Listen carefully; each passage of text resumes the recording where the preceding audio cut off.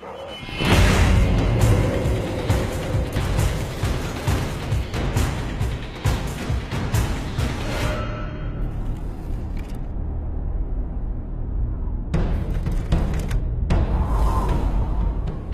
is a brand new map by the designers here at the Coalition, and we're really excited to bring it to Gears fans.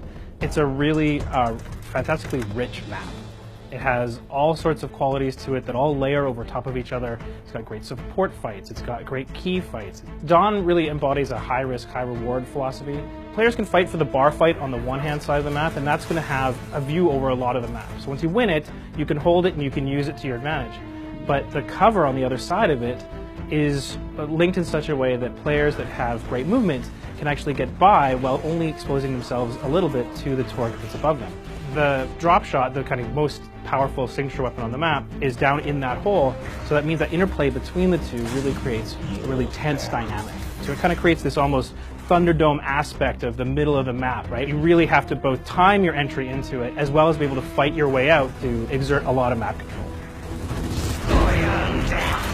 In addition to providing a really rich gameplay experience, Dawn has a really rich visual experience.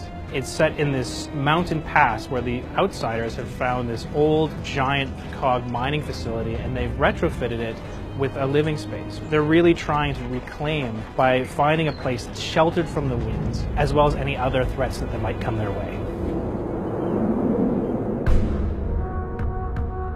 When we started Gears 4, we always knew that we wanted to bring back the entire legacy. We wanted a Gears 2 map that was one of the most different in the entire Gears history, right? And security was that.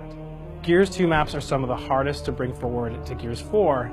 The modes in Gears 2 were very different than Gears 4, so we had to make sure that every map that we built played really well with all of the modes, so that meant re-examining every corner of the map.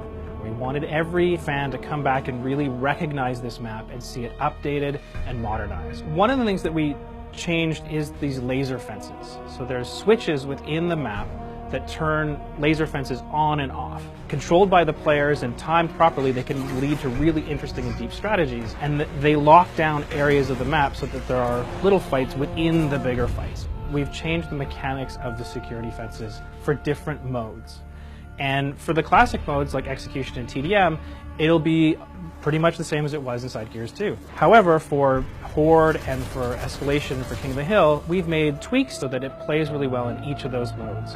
For Escalation and King of the Hill, the front of the laser fences is deactivated. You still have control over the rest of them, but the front ones allow for a lot more free movement into the center rings.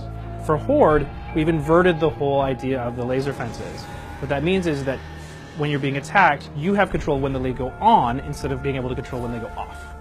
And that gives players a whole nother layer of strategy when they're playing Horde. The map is a very personal map. You have to get very close. You see your enemy and you're going to know who you're getting engaged with. What makes security so special? It has interesting one-on-one fights and is a very intimate map. Security in Gears 4 is a really lavish gold depository. In addition to the big ostentation set pieces that we've got in there, there's also little tiny details like security cameras and little embedded stories. It's one of our favorite maps internally. We think it plays really well in a lot of different modes, and we're really excited to bring our first Gears 2 map to fans of Gears of War 4.